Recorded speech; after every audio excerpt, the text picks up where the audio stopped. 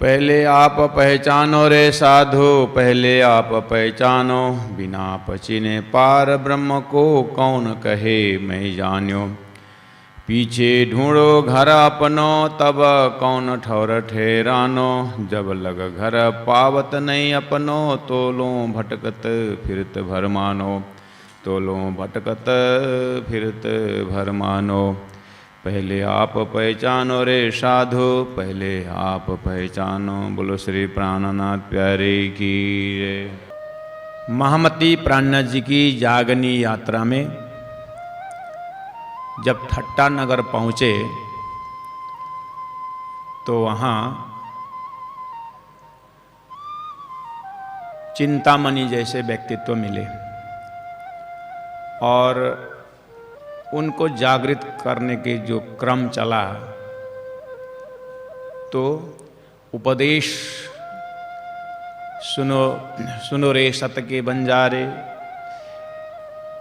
और सुनो बेहद के बंजारे, हो मेरी वासना तुम चलो अगम के पार।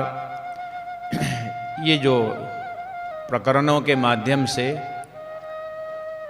जीवन का सार क्या है और एक परब्रह्म परमात्मा को छोड़ करके संसार में जीव भविष्यवाद में किस तरह से लग जाता है, चाहे किसी भी कारण हो। लेकिन एक ब्रह्म की भक्ति से दूर चले जाना, ये चाहे ज्ञान का परंपरा हो चाहे भक्ति का परंपरा हो, ये मान्य नहीं है। इसीलिए एक परब्रह्म परमात्मा भक्ति को उन्होंने जागर किया। तो आज हम एक प्रकरण ले रहे हैं,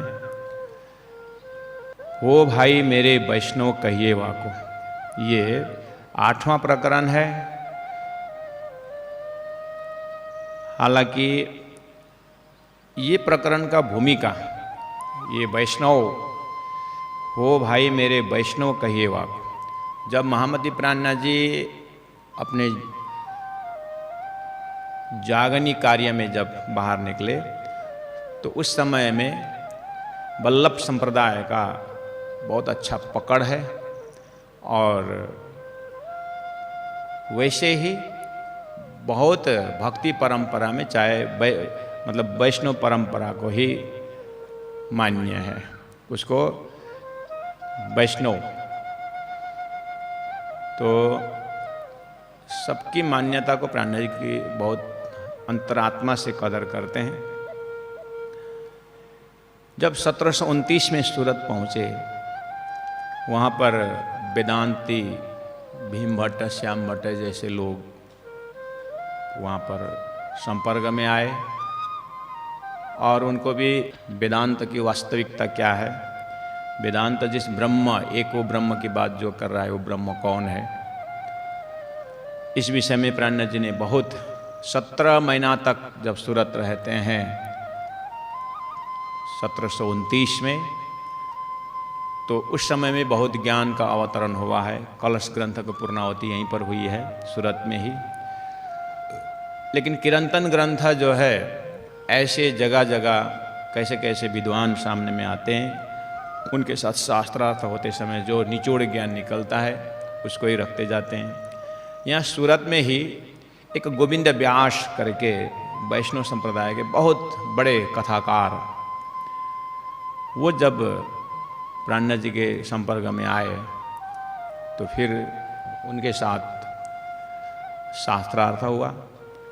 शास्त्रार्थ भी ज़्यादा बुद्धि के लेन देन से भी ज़्यादा या दिल का लेन देन हुआ, क्योंकि वो भी वल्लभ संप्रदाय से हैं और महामती प्राणनाथ जी तो बहुत समय से वल्लभ संप्रदाय के साथ टच में हैं। तो ये श्री कृष्ण के ही भक्ति के विषय में है और वैष्णव नाम ही विष्णु से आया है। विष्णु की भक्ति, विष्णु के जो भक्त सब वैष्णव कहलाते हैं। तो गोविंद व्यास जब महामती प्राणनाथ जी के संपर्क में आए, वहाँ पर वल्लभ संप्रदाय के वल्लभाचार्य ने जो 40 प्रश्न अपने जीवन में रखे हैं, उसके विषय में बहुत लंबी चर्चा चली। तो प्राणनाथ जी उस 40 प्रश्न का एक एक उत्तर देते हैं। तो गोविंद व्यास की आंटी खुल गई। गोविंद व्यास जी का जो शास्त्रों में जो शंका है उसका यहाँ पर निवारण होता है महामती प्राणनाथ जी के साथ बैठने से। और ऐसे ही ठट्टा नगर के ही एक विद्वान है लक्ष्मण सेठ, जो अच्छे व्यापारी भी थे और विद्वान भी थे, और इनकी जागरणी के प्रसंग जो लक्ष्मण सेठ किस तरह से भागवत के प्रकांड विद्वान होते हुए उसी भागवत के अंदर के कृष्ण भक्ति के विषय में जब प्राणनाथ जी ने खुलासा किया तो उनका भी कुछ शंकाएं हैं, वो आगे के प्रसंग में चर्चा में लाएंगे। यहाँ प्रकरण 8 में वैष्णव शब्द से प्राणनाथ जी का प्रकरण चौपाइयाँ उतरी हुई है। अब यहाँ से कंटिन्यू 7 प्रकरण 14 या 15 तक इसी एक ही ट्रैक में जाएगा। इसीलिए हम एक प्रकरण को लेते हैं, प्रकरण 14 तक वैष्णव संप्रदायों को समझाने का कहें या उनको रिफॉर्म करने के विषय में कहें, या उनके गुरु ने वल्लभाचार्य ने या जो भी वल्लभ संप्रदाय या वैष्णव संप्रदाय के जो भी गुरुजन हुए, उन्होंने अपने समय में जो भी लक्ष्य दिया है, जो भी तपस्या का फल दिया है, उसमें से थोड़ा सा डाइवर्ट हुए लोग महामती प्राणनाथ जी को मिला सामने में। इसलिए उन्होंने थोड़ा सा अपना सिद्धांत यानी तारतम्य सिद्धांत रखने से पहला उनका ही सिद्धांत का कुछ गड़बड़ दिखाई दे रहा है। तो उनको समझाने के क्रम में हमें कुछ ज्ञान मिल रहा है। उन वैष्णव को समझाने के प्रसंग में हमें यहाँ पर बहुत कुछ ज्ञान मिलता है इन प्रकरणों से। हम उस ज्ञान को यहाँ टच करेंगे और आत्मसात करेंगे कि हम जो भी तारतम्यवाणी जैसे खोलेंगे और ये प्रसंग को पढ़ेंगे तो वितक को याद रखना पड़ेगा कि प्राणनाथ जी की जागरणी की यात्रा में लक्ष्मण सेठ एक भागवतकार है और धनाढ्य व्यक्तित्व है। उनके अंदर में भागवत के प्रति कहाँ पर शंका रहा,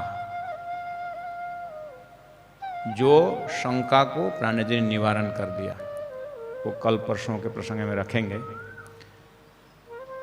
आज ये प्रकरण आ ही गया, हो भाई मेरे वैष्णव कहिए वाको। तो ओवरऑल प्राणनाथ जी वैष्णव का शब्दार्थ भावार्थ इसका स्रोत कहाँ से है उसके ऊपर प्रकाश डाल रहे हैं। तो नॉर्मली धर्म के बाजार में वैष्णव संप्रदाय को अन्य भी नाम है। जितने भी भगवान विष्णु के जो 24 अवतार होते हैं, 24 अवतार में कोई भी अवतार को इष्ट मान करके आगे बढ़ते हैं साधक, तो उसको वैष्णव ही कहा जाता है। इसलिए 14 लोक में ये जो मर्त्यलोक है, मर्त्यलोक में देखने में तो बहुत सारा धर्म दिखता है, लेकिन ध्यान से देखेंगे तो आखिर 14 लोक के मूर्धन्य लोक में सतलोक में ब्रह्मा विष्णु महेश का स्थान बताया है। और ब्रह्मा विष्णु महेश की उत्पत्ति शेष नारायण के नाभि कमल से बताया है और शेष नारायण की उत्पत्ति आदि नारायण से बताया है। इसलिए सृष्टि के आदि में आदि नारायण है और शेष में शेष नारायण है। नारायण तो नारायण ही है।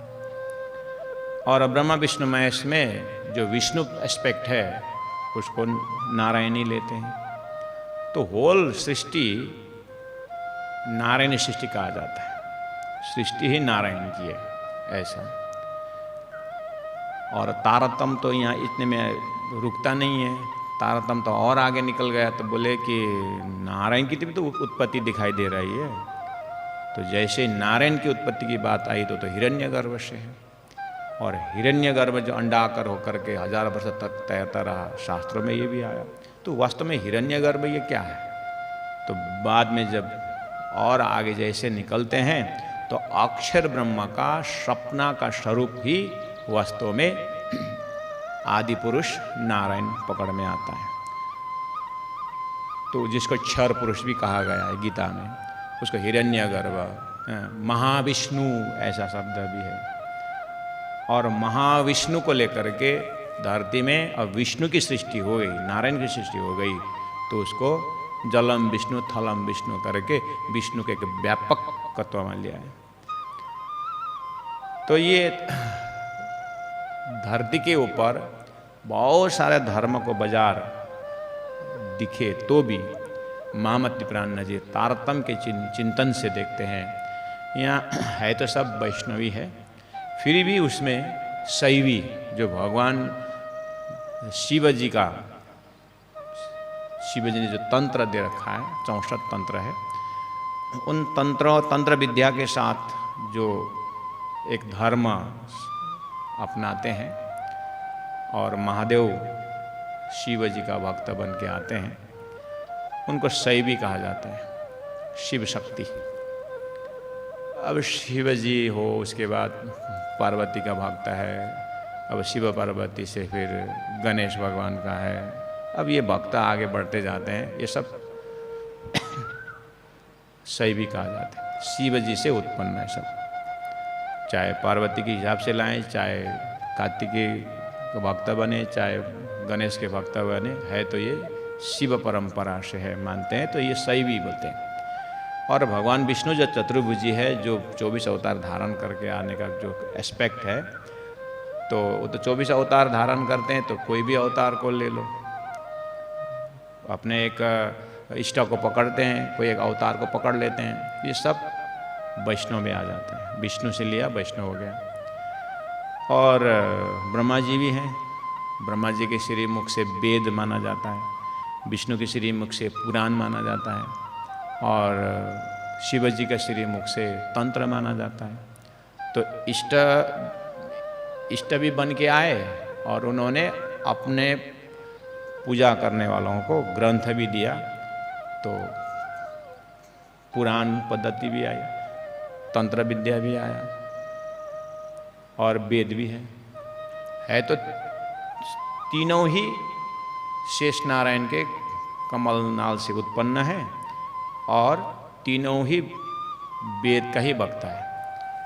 अर्थात इसमें भी तीनों जने के उसमें वेद को ही फिर मुख्य माना जाता है। वेद तो शेष नारायण का श्वास माना जाता है, तो शेष नारायण का श्वास वेद है, तो उसी सोर्स से जो त्रिदेव उत्पन्न हुए, तो इनके मुख से जो निकला, चाहे पुराण आए, चाहे तंत्र आए, चाहे वेद आए, आखिर सोर्स क्या है? भगवान को ही श्वास मानते हैं।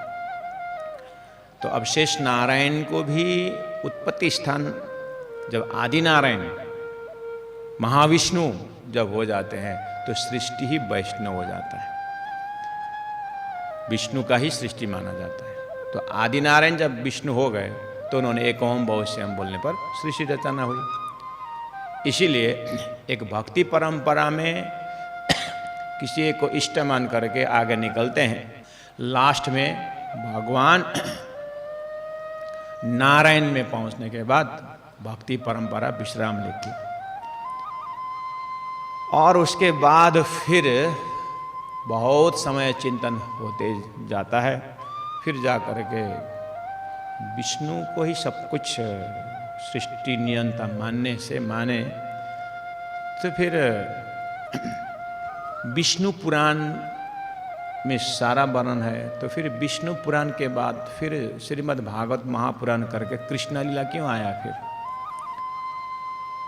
तो अब फिर ऐसे चिंतक आए, जैसे वल्लभाचार्य स्वयं है, उन्होंने श्रीमद् भागवत में 10वें स्कंद सुबोधनी टीका जैसा ग्रंथ दे करके कृष्ण भक्ति का रसरास और ब्रज लीला और रास लीला के ऊपर चिंतन किया, तो फिर जाकर वैष्णव परंपरा जाते जाते फिर ब्रज और रास जैसे प्रेम लीला को फिर वो उससे थोड़ा अलग लेते हैं।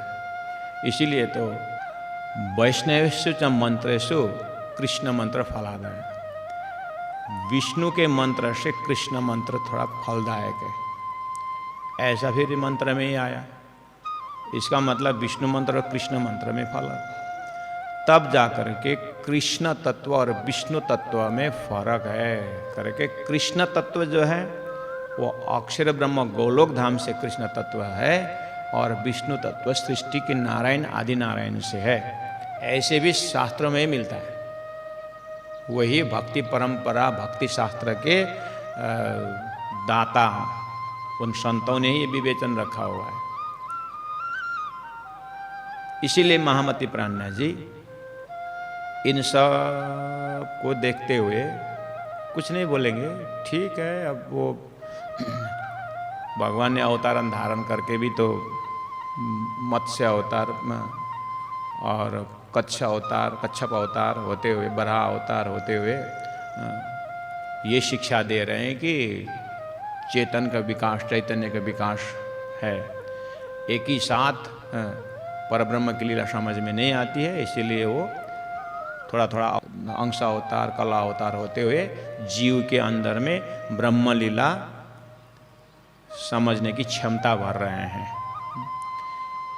ऐसे तारतम्य द्वारा ऐसे ही समझाते हैं, और एक पात्रता तैयार हो रही है करके आते हैं। ज़्यादा इसके ऊपर कोई परंपरा या पद्धति को कोई बदलाव करना नहीं, बस ये परंपरा को समझना है। परमात्मा ने ऐसी सृष्टि अवतार धारण करते हैं, ग्रंथ भी वैसे देते हैं, कर्मकांड का ज्ञान दिया, फिर उपासना का दिया है, तो सीढ़ी तो चढ़ा रहे हैं।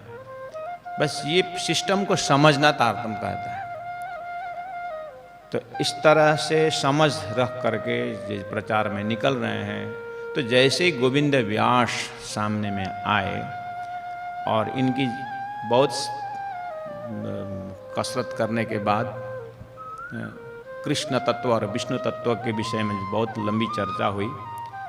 बाद में पूरा शास्त्र प्रमाण के साथ जब समझाया गया, तो गोविंद व्यास को भी लगा हाँ शास्त्र में बात तो है।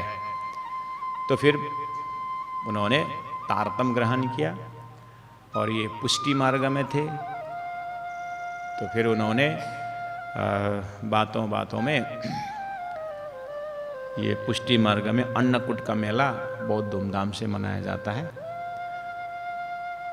तो सूरत में वो जो जब वहीं पर थे महामति प्राणनाथ जी, तो गोविंद व्यास जी ने कहा कि यहाँ वैष्णव का हमारे यहाँ बहुत अन्नकूट का मेला लगता है, आप चलें करके प्राणनाथ जी को लेके गए।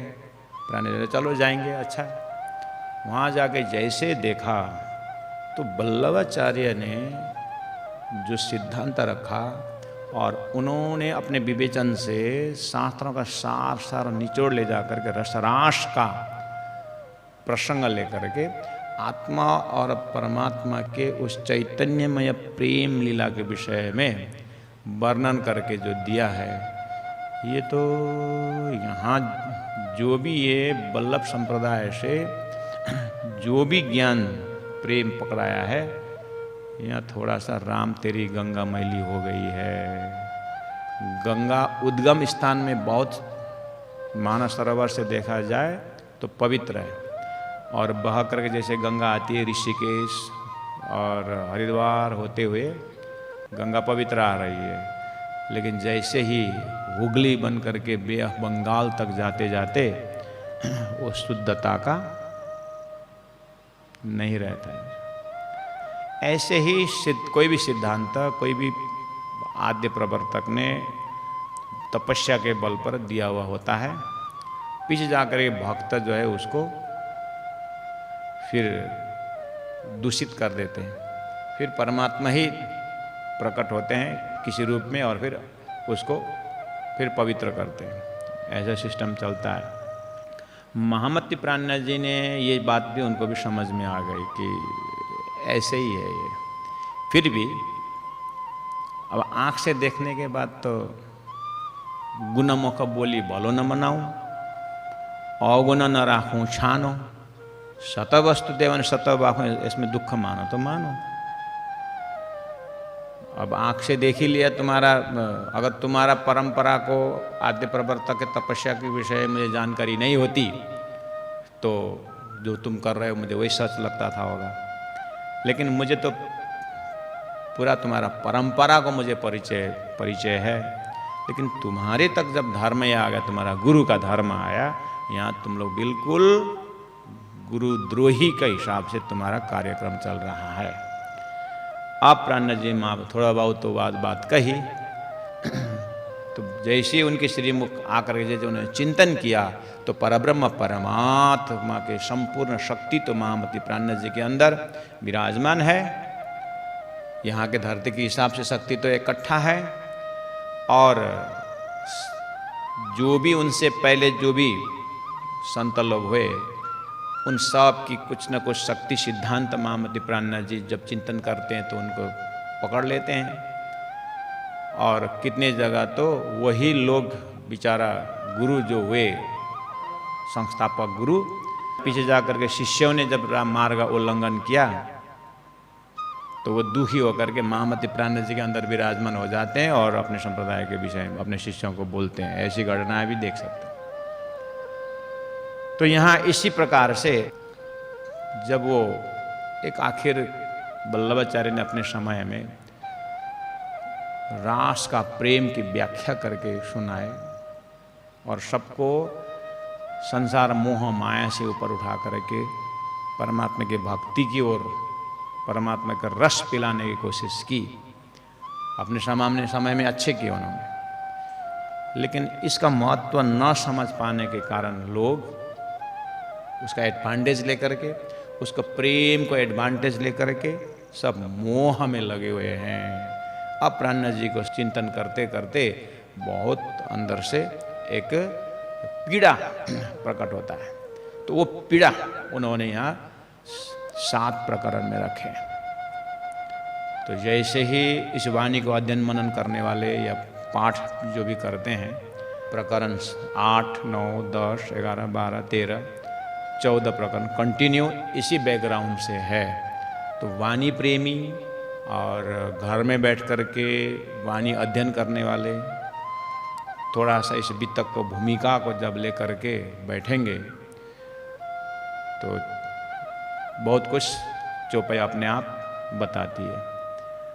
नॉर्मली बैकग्राउंड पता न चलने से प्राणनाथ जी कहाँ खड़े होकर के किसको बोल रहे हैं ये समझ में नहीं आ सकता है, इसीलिए उसका आनंद नहीं ले पाते। ये एक एंगल प्रसंग ये है। दूसरा, इन्हीं प्रकरणों से हमें ये भी देखना है, हमने वैष्णव परंपरा को तो उद्गम स्थान से बताई ये बात कि उद्गम स्थान में तो सही सलामत है, बाद में जाकर के शिष्य मंडली स्वार्थ में प्रवेश होकर के, प्रतिष्ठा में प्रवेश होकर के धर्म सिद्धांत को मरोड़ मरोड़ करते सिद्धांत से बाहर हो जाते हैं। उसमें आद्य गुरु अपरोक्ष जो परोक्ष रूप में है वो दुखी होते हुए दिखाई देती है करके हमने एक वैष्णव को यहाँ पर उदाहरण लिया। इसी जगह में वाणी पढ़ने वाले तारतम सुंदर साथ को सोचना चाहिए कि सदगुरु के ज़माने में जो सिद्धांत था, महामती प्राणनाथ जी को आगे बढ़ाया। ये 300-350 साल के अंतर में मेरे तक ये सिद्धांत आया, कहीं हम भी सिद्धांत से बाहर तो नहीं हो रहे हैं करके, ये भी इन्हीं प्रकरणों से समझने की बात है। हम कहीं डिस्ट्रैक्ट तो नहीं हुए हैं, क्योंकि प्राणनाथ जी ने एक जगह कहे हैं, राह अति बारीक है तीन बारीक पर बारीक, साथे लय लिख जा हेरी ताथे उतरे लिखते लिख।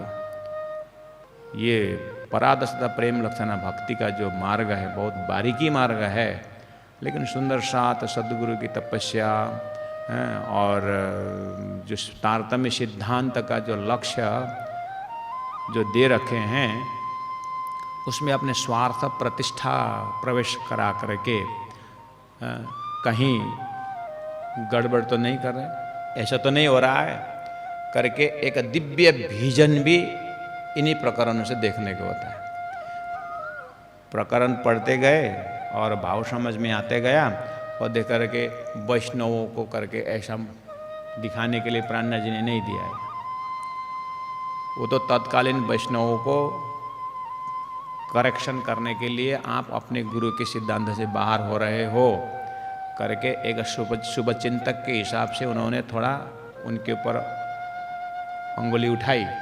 वो तो प्राणनाथ जी के दर्जा से प्राणनाथ जी कर सकते थे, उनको समझाना वो उन्होंने धर्म समझा। लेकिन आज हम इन्हीं प्रकरण को भाव लेकर के दूसरों को उस तरह से अंगुली उठाना ये हमें शोभा नहीं देता है। तो ये प्रकरण आज के तिथि में हम इस तरह से देख सकते हैं कि अगर प्राणनाथ जी इस समय में हमारे हृदय में प्रकट हो गए, हमारे समझ में प्राणनाथ जी अगर प्रकट हो गए और वो हमें समझाने लगे, तो वहाँ सिद्धांत से बाहर निकल करके जो कर रहे, जैसे कबीर के सिद्धांत से थोड़ा बाहर हट के चिंतामणि मिला रास्ता में, ऐसे वल्लभ संप्रदाय से हट के जो यह कार्यक्रम हो रहा है, तो ऐसे हम भी सतगुरु के ट्रैक से कहीं हट के अगर धर्म प्रचार कर रहे हैं, धर्म को मान रहे हैं, तो अगर ऐसा कहीं मिला अपने को, बोलना नहीं बनता है, लेकिन बहुत हमें वाणी के अंदर से जब जाएंगे तो हमें अपनी गलती दिखाई देती है कि सदगुरु ने ये पकड़ाए थे, हम ये पकड़ रहे हैं, ऐसा रास्ता बताए थे, हम ऐसा कर रहे हैं, ऐसे तो अपने को दिखाई दे रहा है। तो ये तो तारतम्य तो आईना के भांति है, आईना में अपनी चेहरा देखने। तो ये वैष्णव को संबोधन कर रहे हैं, लेकिन समझना हमें अपने को है। यहाँ जैसे जैसे कठोर शब्द प्रयोग किया है प्राणनाथ जी ने, वो अपने ऊपर घटा के देखना। ओहो, अगर प्राणनाथ जी इस समय में जैसे सिंपल सी बात है, मैं सैद्धांतिक बात ना करूं, लेकिन उसकी तैयारी की बात अगर करूं, तो प्राणनाथ जी ने भैरव सेठ को जगाते प्रसंग में उस कोस्टल एरिया में जैसे जैसे वो धर्म का प्रचार करते गए, तो उन्होंने एक बात कही, पीना तमाकू छोड़ दो, मांस मछली सब, शराब और सबक परदारा चोरी न कब। ये तो पानी पकड़ के संकल्प करवाया, सबको पता है कि नहीं। चलो मछली वाले चैप्टर तो छोड़ दो, चोरी चकरी की बात भी छोड़ दो। तमाकू सेवन में क्या क्या आता है? पीना तमाकू छोड़ दो, मांस मछली, शराब और सबक कैफ, ये सबक कैफ भी लोग ने हल्का लिए। बहुत बहुत धन्यवाद, प्रणाम। बोले चाले पर कोई न पहचाने, परखत नहीं परखानो, मामत कहे माहे पार खोजोगे, तब जाए आपो लखानो, तब जाए आपो लखानो। बोलो श्री प्राणनाथ प्यारे की जय, सतगुरु महाराज की जय, तीनों पुरी धाम की जय, गुरु जी 108 मंगलदास महाराज की जय। प्रणाम।